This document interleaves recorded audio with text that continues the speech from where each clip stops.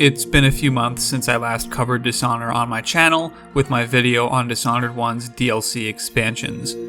My reviews of Star Wars Knights of the Old Republic 1 and 2 and the MMO took a considerable amount of time, and with those reviews finished, my schedule allowed for me to play another game I could really sink that time into.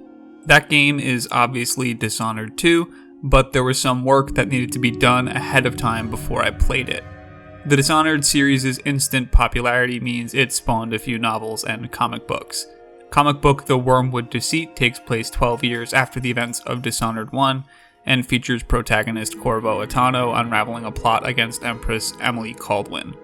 It's not a must-read, but it does give you both a small sneak preview into Dishonored 2's setting of Sir Konos, as well as establishes that Brigmore Witch's antagonist Delilah Copperspoon is still a threat. The novel Corroded Man acts as a sort of prequel to Dishonored 2 as well. It's not directly plot relevant, featuring a man antagonist who is wholly unrelated to the events of Game 2, but it does spend a lot of time establishing Emily as a character. Emily isn't blind to all of the scheming that's been going on around her, even when she was a child. At a young age, she recognizes that her father and protector, Corvo, is one of the only people in the world she can trust.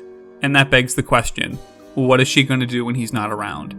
With this in mind, Corvo agrees to training Emily to be a fighter just like he is. The Corroded Man takes place years after this training, and Corvo and Emily turn into the Batman and Robin of Dunwall. They spend their days in their high society jobs under the watch of the public eye, but they take to the rooftops during the night as masked vigilantes, allowing them to deal with Dunwall's crime without the bureaucratic red tape they'd have to go through with their day jobs.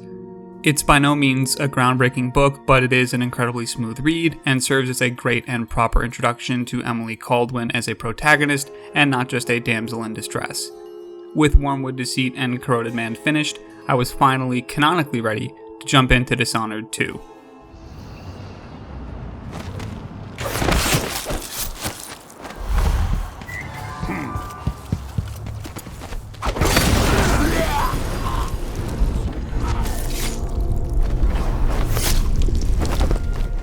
Much like the game that preceded it, Dishonored 2 was made to be played more than once. It features a lot of freedom within how you approach its encounters, reactivity in its narrative based on how you progress, and levels dense enough that you're bound to miss something the first time around. My original plan was to play through it twice, a high chaos and low chaos playthrough just like I did with the first game. But immediately after my second playthrough, I wanted to run back a third time trying to do the game without any supernatural powers. And after doing that, I did a playthrough where I remained unseen and didn't kill anyone. I don't think I've ever played a game 4 times back to back in my entire life, so that alone should speak to how much fun I was having. This might be one of the easiest reviews I've ever written, because Dishonored 2 is absolutely excellent. It takes almost everything that Dishonored 1 did well and makes it even better, on top of improving some of the few things Dishonored 1 didn't do well. Arguably the most important change from Game 1 is the introduction of a new playable character in Emily Kaldwin. The game opens with you selecting to play as Emily or Corvo, and this is a decision that you're locked into for the game's entire runtime. Corvo's abilities are mostly the same from Game 1, but some of the upgrades you can apply to each power add some texture here and there. Emily's powers are vastly different from Corvo's. Her blink is just a slightly modified version of his, but her other abilities is where the differences really come into play. Emily's power of Domino allows you to link the mental states of multiple enemies. If one of those enemies gets knocked out, so does the other. This alone felt like it changes things dramatically, and layer that on top of Emily's ability to create distracting clones and crawl around as a shadowy assassin, your gameplay opportunities continue to multiply here. Another major change to the gameplay comes not in the form of a new power or tool, but instead added capabilities into Corvo and Emily's base moveset. Dishonored 1 allowed you to transition a well-timed parry into a lethal riposte. This remains in Dishonored 2, but now with the additional option of transitioning that parry into a non-lethal choke. Lack of options in non-lethal playthroughs is something I lamented about Dishonored 1. It got improved in its DLC with the introduction of stun mines and smoke grenades, but Dishonored 2 takes it a step further, giving you this non-lethal combat option that doesn't rely on limited item supply. This small addition ripples into major changes. For me, stealth games aren't just about running through a level perfectly and never getting caught. They're about how you react and improvise on the fly when you do get caught. Dishonored 2 makes good on that with this way to transition combat into non-lethal takedowns, and it's something that the game encourages. The post-mission screen evaluates your play on a grid, showing both your level of lethality and your level of detection. High level of detection non-lethal playthroughs feel like a reasonable option now.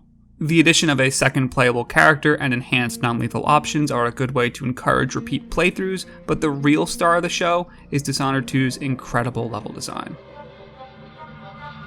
Every level in Dishonored 2 feels like it's the best level in Dishonored 2.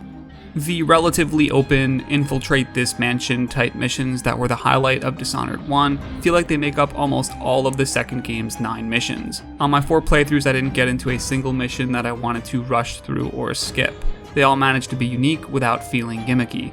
Mission 4's Clockwork Mansion of the mad scientist Jindosh has rooms that shift around at the pull of a lever, all while the villain taunts you via radio as you try to make your way through his contraptions.